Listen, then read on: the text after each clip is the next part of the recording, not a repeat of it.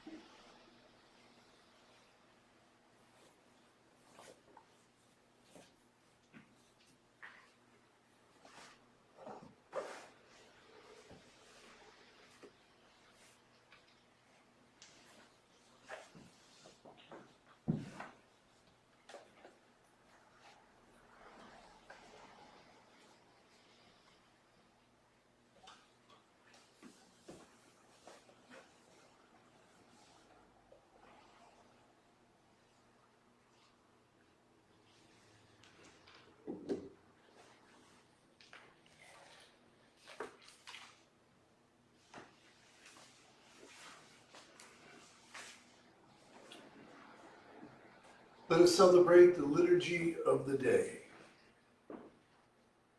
Let us share the peace. May all beings awaken to that peace which is our true home. Let us take refuge. I take refuge in the ground of being, within which I live and move and breathe. Let us make the accord. I take sanctuary in the heart of being, accepting all of my delusions in thought, word, or deed, born of ignorance, hatred, and greed. Let us give thanks. I give thanks for all things, awakening to the interbeing of all nature. May my heart be open and my mind clear. May all be free from suffering and the causes of suffering, and may all come to know that peace which is born of insight and understanding.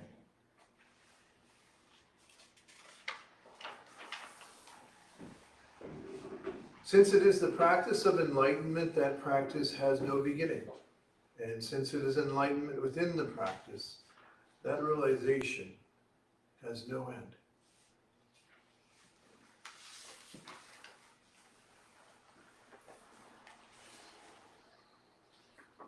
Welcome everyone to our weekly meditation service. Just want to say a few words about someone who has passed on this past week, and we will keep this person in our thoughts and prayers and their family as well. And that would be the great guitar maestro, Eddie Van Halen. Now I'm mentioning Eddie, and some of you may know in the past, many of our priests and clergy are also very skilled artists in different areas and different crafts. But we have honored particularly sometimes artists that have touched us as individuals and as a community. And we, for example, David Bowie in the past, others. So why is Eddie important? I think Eddie is important to a lot of us here because he represents someone who was an artist in his field that was unique in the sense that he broke new ground and he made new inroads, and his way of playing became sort of the standard for a long time. And so a great love for him and his skills. Sometimes this person will touch one of our clergy in particular. And I know that Mike, he's done that for you, so I'm going to share on our Ask Sensei Tony website a piece that he has written in honor of Eddie. My son and I, some years back, had the great pleasure, I think we saw Van Halen, 4 times? Something like that.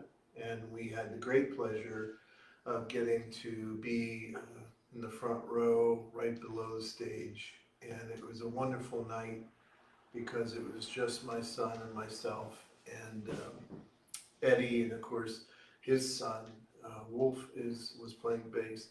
And I think that Eddie spoke to us a number of times from the stage, and he was constantly kind of smiling and going back and forth between us. I think a big part of it was that it was a father and son, and I think that he dug that. So it was a very special experience. And I told Mike that when we were in Hollywood one time, we decided we were going to try to go see Eddie Van Halen. So we found out where his house was, and we made it all the way up to the guard. And then the guard told us that he wasn't home anyway. So, but it was a fun night in the Hollywood Hills. So keep Eddie Van Halen in your hearts and minds and his family. And if you're not familiar with his music, which I guess is totally possible today, you'll really be blessed by doing so. All right. So tonight's Dharma talk, the reading for tonight is from Jim Morrison, and it's a song called "The End." And this is just one passage from that.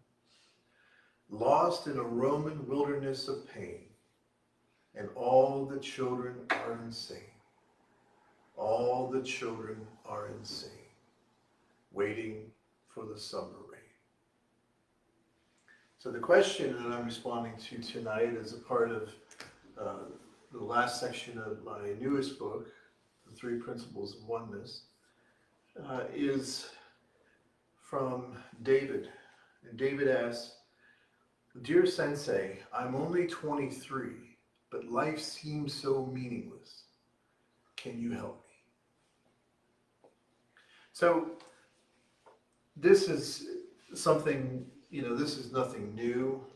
I've been doing counseling and direction for over 30 years, and it seems that every generation goes through a similar sort of feeling. I can remember when I was growing up as a teenager, I definitely felt a sense of being outside of, the way the world was, and really sometimes wondering what the future would hold.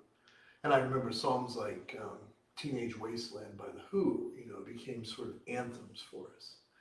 But things were slightly different then. The thing that I've noticed over the last 30 years is that even though, there was the same rebellion, the same sense of angst that everyone experiences, there was a different tenor to it. And I'll try to touch on why that might be so. And it certainly seems to be very much so when one spends some time studying and exploring this generation and this phenomenon. So, for example, there were several studies that were done among U.S. college students, and that was within the last 3 to 4 years, where suicidal thinking, sometimes called suicidal ideation, severe depression, and rates of self-injury, that's where someone might cut themselves or hurt themselves in some way, and I would say that drug abuse, alcohol abuse is also another form of that. It's a sort of slow suicide. And what's interesting is it's almost, now hear this, it's almost 3 times what it was a decade ago. 3 times what it was a decade ago. Now that's significant. That's significant. And it's not just true in the United States, it's also true in Europe, and it's true in other parts of the world. So there's something happening, and that's what I want to try to address tonight in the short time that we have together. But it's important for us to realize that this is a problem. I know some people on current campuses where the biggest problem they have is having enough counselors to deal with the problems that are going on in the campus life. So I'm going to share with you my opinion as to why this might be, and also what some possible solutions might be.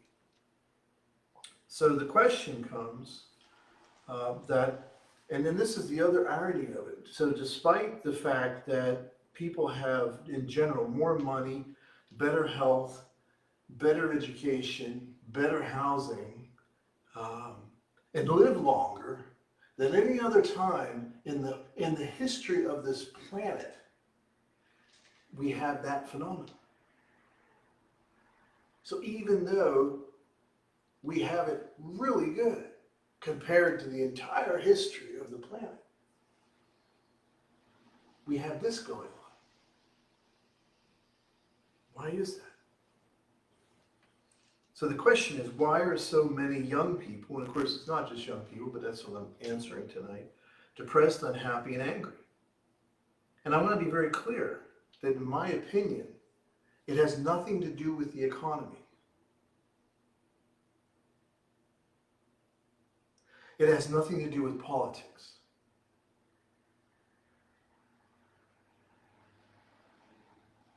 And it has nothing to do with apocalyptic apoplexy. I don't think it has to do with any of those things. Rather, I would say, whatever way that those things are spoken of out of this context is because of the reason I'm going to give.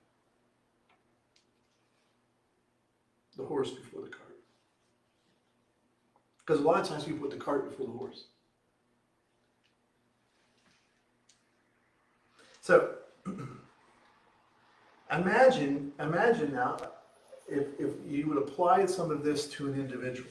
Okay, so we're talking about a group, and anytime you're talking about a group, I mean, that's kind of difficult, right? Because we're all individuals, we're all unique. But we do have similarities, and we do share considerable statistical probabilities, such as the one that I just mentioned. And here's what young people on a regular basis are told. Now, maybe not by their parents, but probably sometimes by them. But they're definitely told this on a daily basis through social media and through news outlets. They're constantly being bombarded by these ideas. Here's some. And this is why there's a sense of meaninglessness. You know, that's the question David asked me. Why does he feel that life is meaningless? Well, first of all, I don't think that arises out of nowhere. I think that there's a cause and effect relationship. If Buddhists are anything else, if nothing else, they're cause and effect people. So there's always going to be a cause to whatever effect that you're having. But here's what we tell them. First of all, we tell them when it comes to spirituality or religion.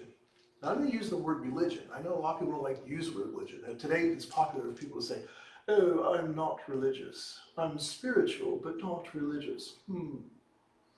Well, I get why people say that. They're trying to distinguish themselves a little bit, but it also shows me that they don't really understand the meaning of the word. Because the word religious, even though it has a different language root, it's the same as our word, wait for it, yoga. Now yoga, very popular. I mean, everybody's doing yoga. Yoga's cool. But yoga and religion mean the exact same thing. So when anybody says that they're kind of into yoga, what it means, even if they don't realize it, is they're into religion. Because the meaning of yoga is from the same word we get the word yoke. It means to connect. And as I've said many times in many places, including the book, that the word religion is related to our word ligament. Something that holds things together. So really, it's about the oneness of things, but it's about awakening to the oneness of things. And that ultimately is what religion is. That is ultimately what yoga is. So I want to be very clear that that's the way I understand it. But here's the thing. Young people have been told that religion is at worst the source of all the evils throughout history. And at best, religion is nonsense.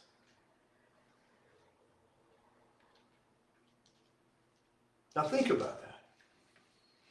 Yoga, or religion, the thing that has given human beings meaning and helped them to make sense of life for probably 100,000 years or more, is now considered bad,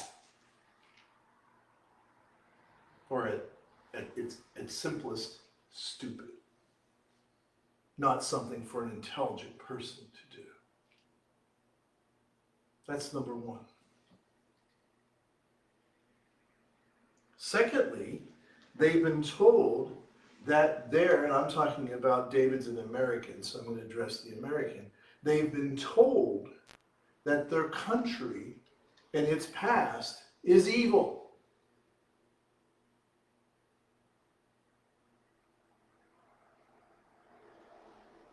That it was founded on sin. Yeah, they use religious words. And then the past is deplorable and the future is bleak, man. It's bleak. And things that used to be so central, like having a family, being part of a community, raising children, new human beings to continue to grow, expand, and explore. They're not that important anymore, or even that desirable. And you know I'm not making this up. You hear it in conversation all the time.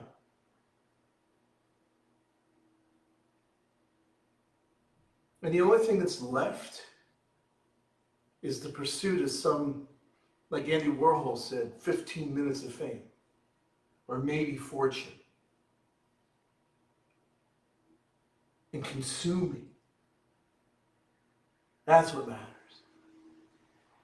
How many friends you have on Instagram, how many people follow you. Now, let me ask you this question. Can you imagine telling an individual, now let's take it out of that context and put it in the life of an individual. Can you imagine telling an individual over and over and over from every discourse that there is no ultimate meaning to life? Morality is baseless. Faith is stupid. And your past is terrible. You got a dirty family and a dirty past. And there's no hope for the future, man. None. And then you tell her or him that her career and her material accumulation and some sort of status that she might achieve, that's the end goal of existence. Now imagine if you told an individual that over and over and over, what would you expect? Life is freaking meaningless. You would have to be stupid to not come to the conclusion that this whole thing is a tale told by an idiot signifying nothing. A ball of dirt, meaningless dirt. Mud spinning around a meaningless star. And that's it, man. Why the hell would you be moral? Why the hell would you have an ethic? Why wouldn't you just get what's yours, take whatever you can, and screw everybody else? Survival of the fittest. You know what? We're reaping it. Look at shootings. Shootings have been going on a long time in this country and other parts of the world. Shootings. Oh my God. It's shocking to see how they have multiplied in number. What's changed? This is what's changed. This is my opinion. But this I can back up with lots of research, lots of data, and God, lots of personal experience being in the ditches with people. If you raise someone to have these characteristics and you're telling them over and over, well, hell, man, it'd be only logical for them to feel that this whole thing is meaningless. What's the point? Because life's rough. Life's hard. I pray it's not hard for you in this moment, but there's going to be tough things that happen. It doesn't end pretty. It ends ugly, man. Very few people get to go off in their sleep. I thought my father was lucky because he died suddenly of a heart attack. But so many people, they get to a certain age and then all the health problems accumulate and then they lose their minds, they lose their ability to do things, etc., etc. We have this bizarre thing in our culture where it's like you work, like a rat on a circle, and then you get to a certain age, then you can stop, right? Almost 70. Yeah, well, guess what? Your ability to enjoy life changes greatly from the time you're 30 to you're 70. But this is the pitch, man. This is what we've been sold. And it's bull. It's bull. And I'm not saying this from the fact that, yes, I'm a spiritual teacher. I've got a certain dog in the game, so to speak. I'm telling you this from my experience, from research and scientific literature on these subjects. Okay, let me go through some of these. So I want to first of all I'm going to address each of these as I go. So, I'm going to refer back to the idea that religion is the most evil thing that ever happened, and that, the past is all about, how bad and deplorable it was, etc., etc. Again, keep in mind this individual. Pick a name, pick a person, maybe a young person you know. Don't think of it as some big blob culture, although it certainly applies. But just think of an individual who's been told this, she or he has been told this over and over from the time they were little to the time they're now, in their late teens, early 20s. So let me share a few things. First of all, let's talk about the idea that religion is so bad, so evil. You hear this crap all the time from people that should know better. People that really have, an intellect that should help them to understand how foolish this is. But they don't, because they don't really think. They just take whatever they've been fed and then they regurgitate it. There's been people that have gone in and looked at all of the wars that have gone back in recorded time.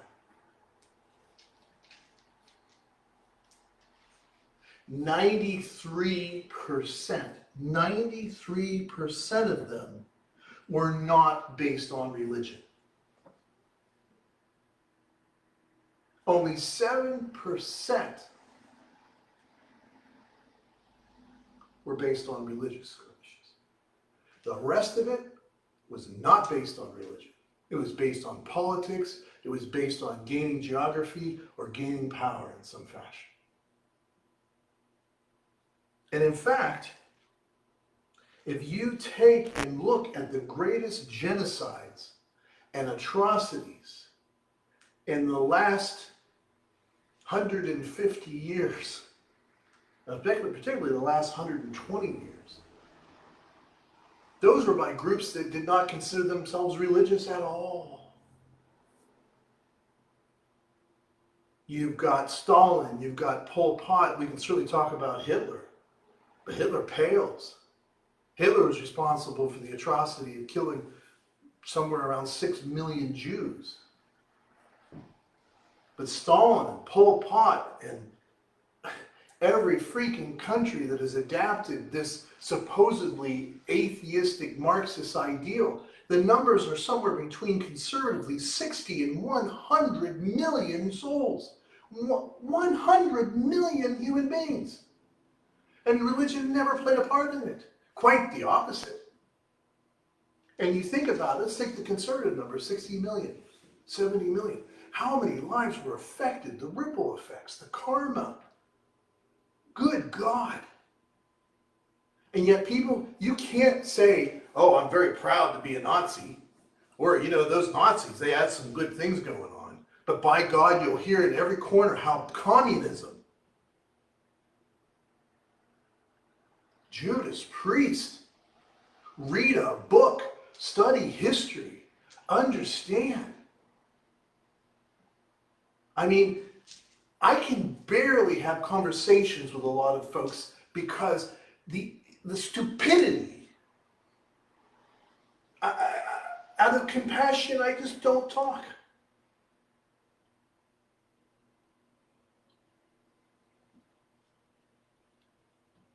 You want to know why people from Cuba and people from China and other countries that have adapted that ideology are so conservative and usually vote Republican?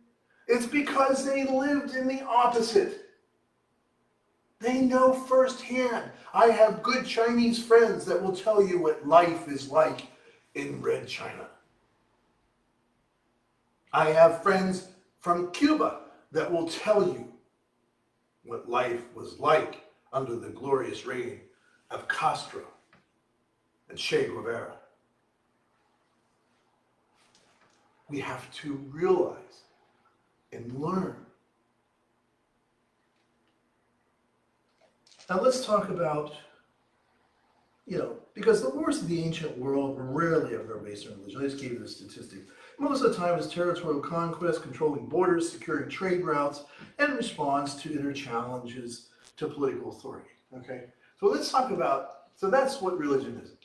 Let's talk about what it has given. So what religion has done is given meaning. It's given meaning to countless generations. The former Archbishop of Canterbury, Wolfe, once said that the purpose of religion is to make sense out of what seems meaningless. And that's what it has done. That's what yoga has done. Here's some statistics. If you're a person that practices a religion, now I don't mean you just observe it, but you practice it. You don't, like one of my friends I remember growing up used to say, he was Catholic, that the only time he went to church was at Christmas. And he said, well, it's his birthday. At least I should go celebrate his birthday. But I mean to really practice it, to really integrate it into your life. Here's the fruits of it. You live longer. Study after study has shown that people who are spiritual live longer. They commit less crimes. They're less likely to be involved in criminal activity. Their children are less troubled. Their children are less troubled and less likely to get into drugs and alcohol and into crime. That's a fact. Study after study has shown it. If you're raised in that kind of environment, it's more likely you'll finish school, it's more likely that you'll be better employed, and overall, you'll be happier and more fulfilled. If somebody asks you in a questionnaire, how do you feel about life, it doesn't matter how tough it's been for you, maybe you grew up and, you lost loved ones right away, but it doesn't matter. If they have that, guess what? They'll answer more positively. They'll say, you know what, yeah, life's been rough, but I'm happy. I feel fulfilled. Wow. Tell me anything else that can do that for you. Anything. You have better social connections. You have community. You're more compassionate and giving. People who have a religious or spiritual practice, they do more to try to help others. It's just a given. The United States, we give more to charity than any other country on the planet.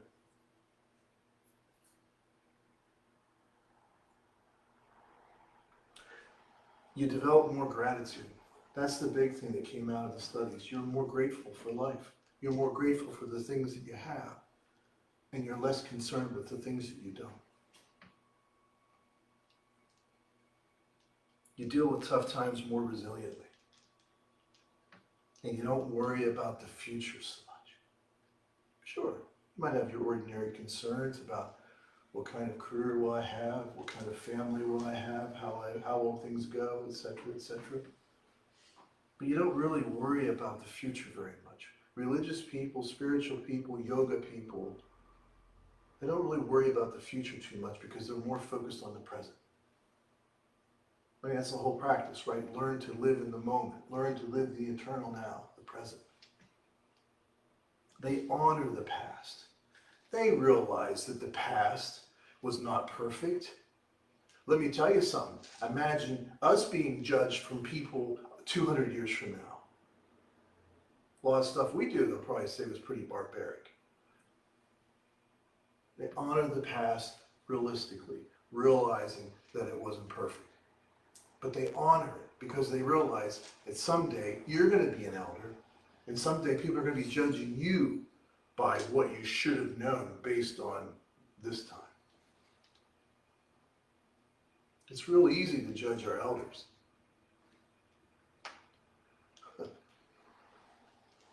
Put yourself in their shoes. You might be worse. Everybody likes to think, oh, if I was alive back then, I'd be this and that. BS. BS. Probably worse. So don't judge. They're more resilient. So let's talk about family. Family. What is family, All we hear all the time is how unimportant it is. What's important is your career. Let me tell you something. You want to change the world? Have good families. Because every source of every problem comes from those that are not. Every human being that's rotten and lousy came from a situation, cause and effect, man. So you want to change the world? Make better families. You'll change.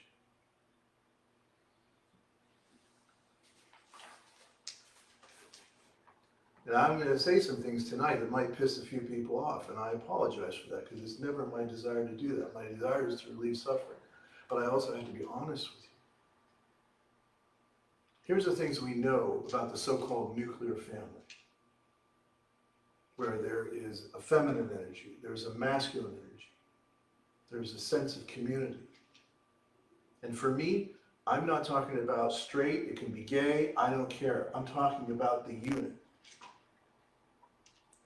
It's healthier. People live longer, again. People have fewer illnesses in terms of stroke and heart attack. That's as if you're a part of this family. You have a greater chance of becoming seriously depressed.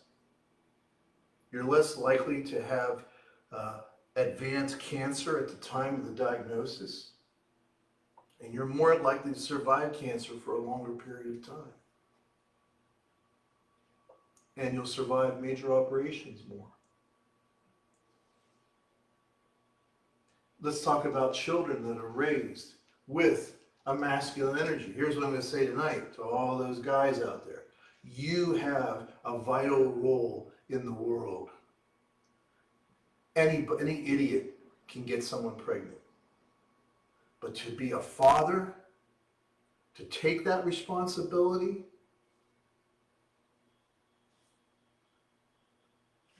here's what happens when you don't.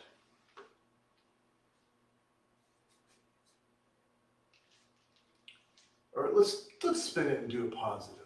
I feel like I've been kind of negative, so let's spin it positive. Here's what happens when you do have a father, a strong masculine energy in the family. They're less likely to drop out of school.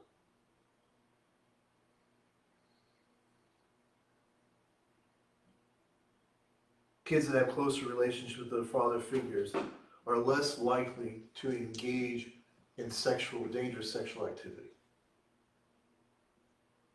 And they avoid high-risk behaviors. They're less likely to get involved in high-risk behaviors. They're more likely, once they get out of school, once they get on with their lives, to have high-paying jobs. And they tend to have a higher IQ. I remember some years ago, President Obama listing these things and saying about why it was so important for fathers, why it was so important to have that. I gave you a minor list because I went over this in a previous talk. But let me tell you something, if we don't have good families, we don't have the balance of those energies, it's all there, man. It's all there. And this idea that, well, and again, hear me out. I'm not saying that sometimes, relationships shouldn't end. Sometimes they do through death, a spouse dies, or sometimes, if there's abuse and things like that and you try to work it out, you can't. That's the way it is. But let me tell you something, kids who go through divorce, the studies have shown it's worse than death. It's worse than going through the death of that parent.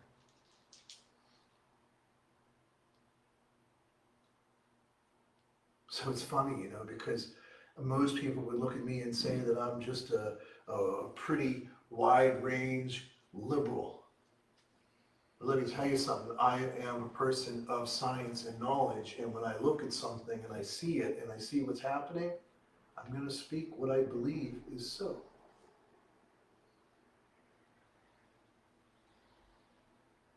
And when you look at, we get to the history thing and the future thing, when you look at our nation's past, like most families, it's made up of good and bad things.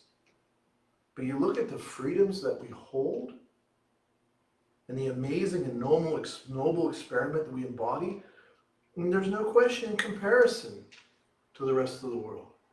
Not to perfection or some utopian idea that some people may have, but to the experiment, like President Kennedy said, this experiment in freedom, this experiment in democracy. My God, why do you think everybody's trying to get in here? But yeah, no, it's got good and bad, just like every family. Guilt about the past is generally useless.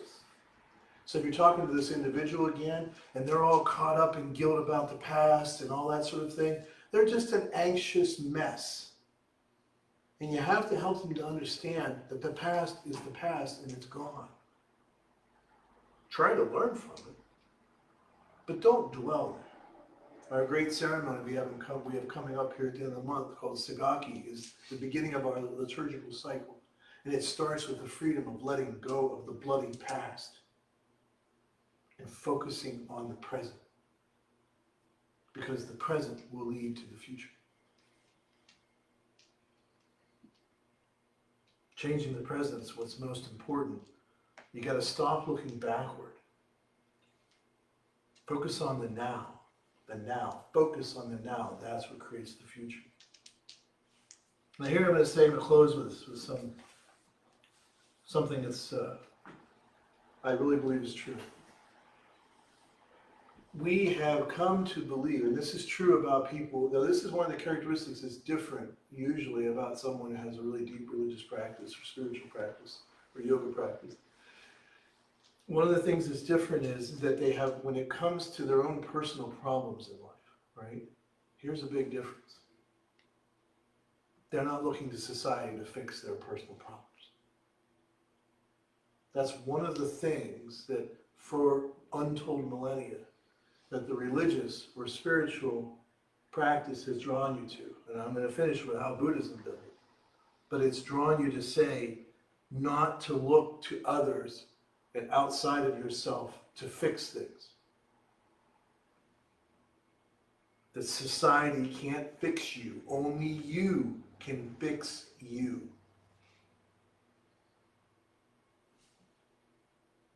Wealth status and whatever government we have, they can't do it for you. They never have and they never will.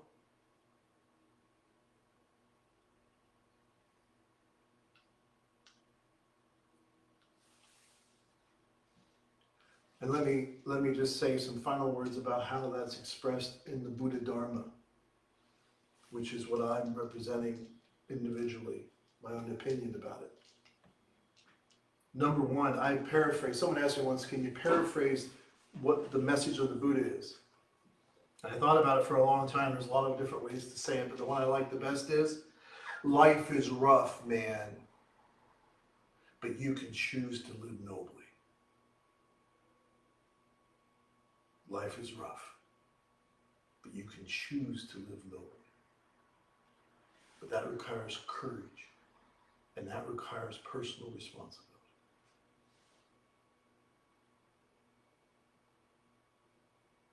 If we follow wisdom,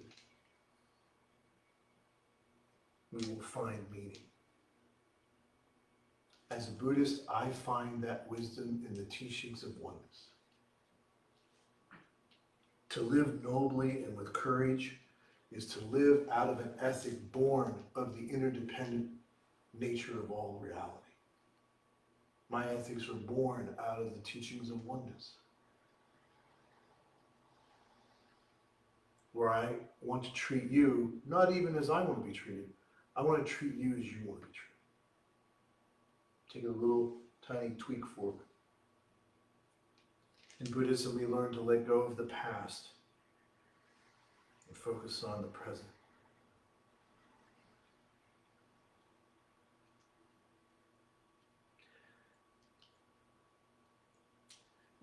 I was one time asked, and I've said it many places, what would I do if I knew the end of the world was coming?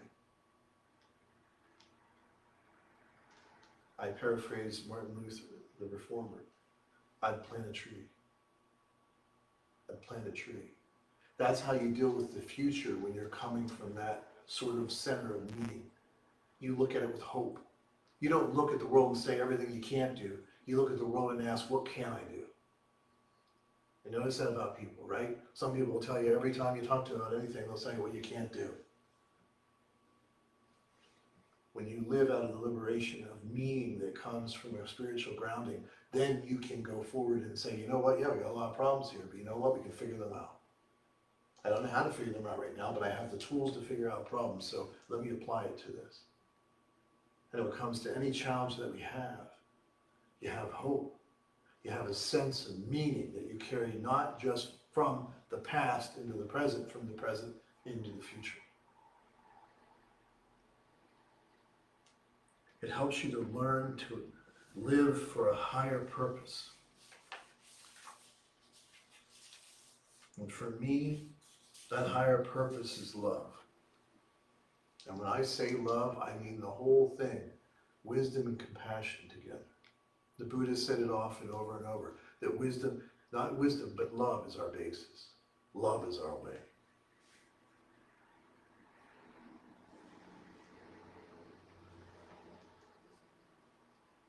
The best we can do as a group of individuals is to promote freedom and the opportunity to pursue happiness. There's an old Buddhist saying, the world was not made to be fixed. The world was made to make Buddhas.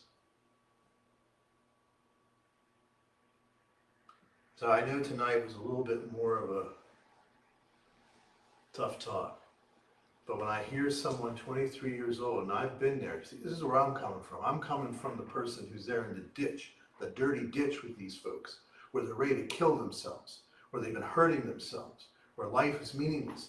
I've been with them.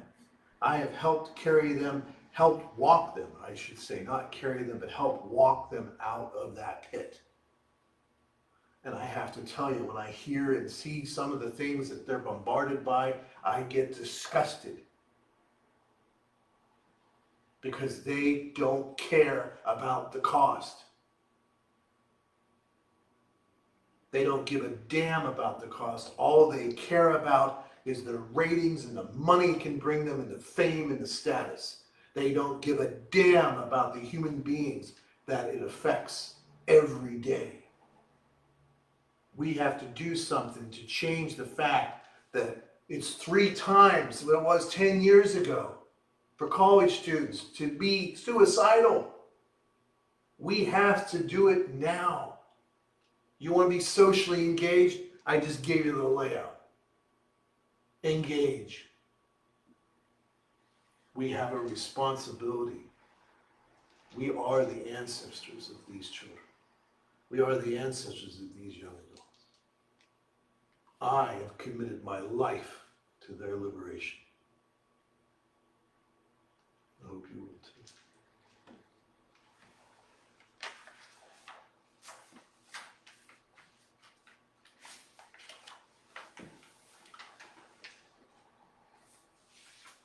The moment we receive true and trust Him, solid and clear like a diamond, infinite light and life embrace and protect us, liberating us completely. Let us take the 4 immeasurable vows. Sentient beings are numberless, I vow to liberate them. Delusions are endless, I vow to end them. The ways of compassion and wisdom are boundless, I vow to embody them. The ways unattainable, I vow to attain.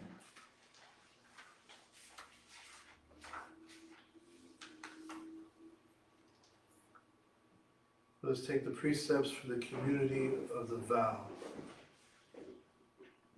I allow my true self to manifest in all aspects of life. I take complete responsibility for my own life and all of my actions. I affirm my personal being and acknowledge it as a path to awakening and freedom. I embrace all aspects of my personal being including my shadow, so that they may be transformed. I affirm an attitude of openness to my true self, even in the midst of suffering.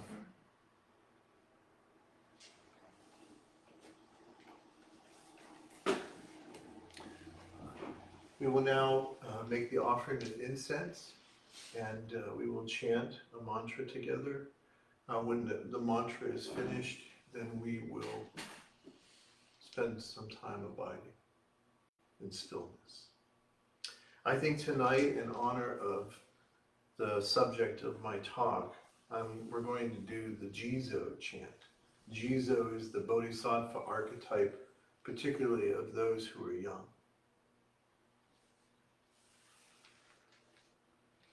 And I will say one last thing. If you know someone out there that you know is a young person who's struggling, someone who's come to that place of thinking that life is meaningless, don't pass them by. Don't let them go.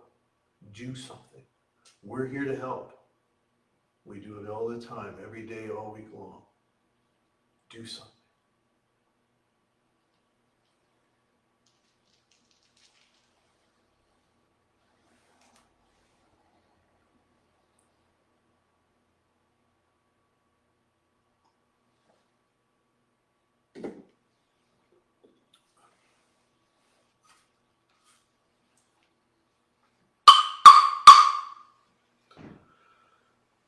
Namo Jizo Boza.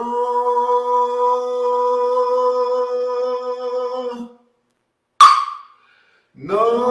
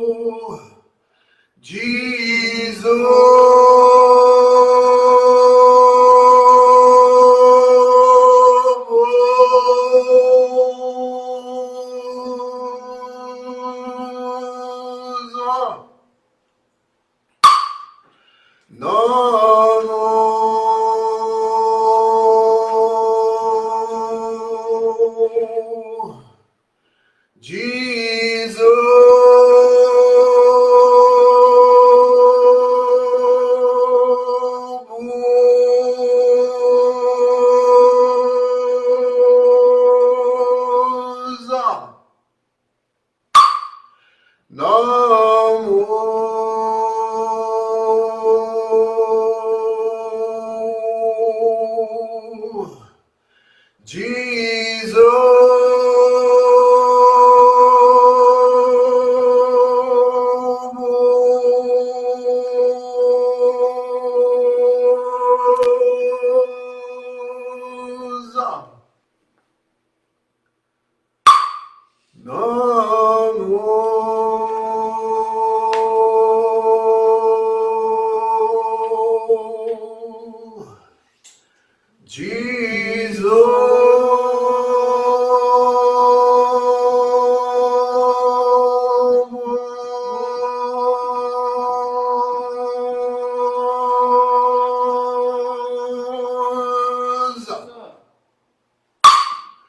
Namo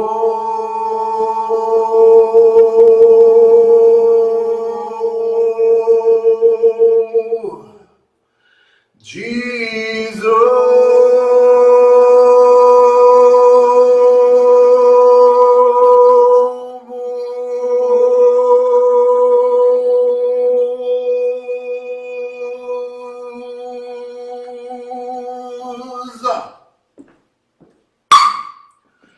Namo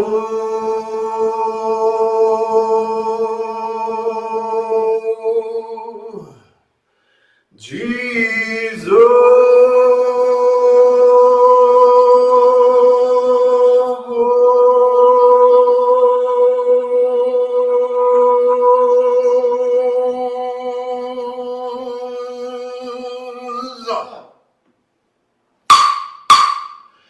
Namo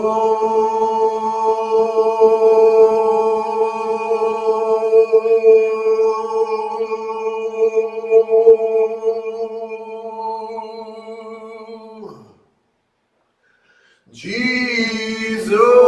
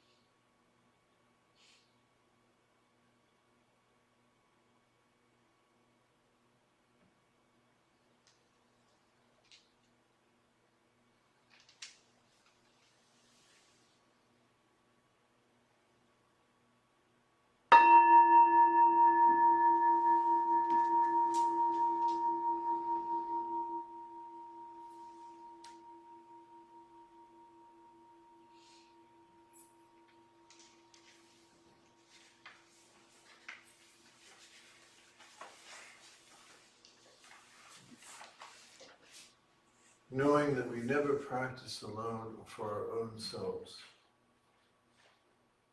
but with all beings and for the sake of all. Let us recite the Bodhisattva's Gita. We dedicate this practice to the welfare of all beings throughout space and time. May it always be so.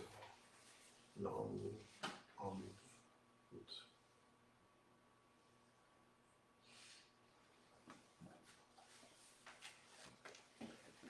This concludes our meditation service for the evening. You can go to AskSenseiTony.com for all the various things we do. I would say that if you know someone who's young or of any age that needs help, we have a great group of clergy that are trained in mindfulness counseling and coaching, and we can help. It's one of the primary ways that we engage society in a way that helps relieve suffering. So you can contact me through that website and let us know how we can help. Thank you.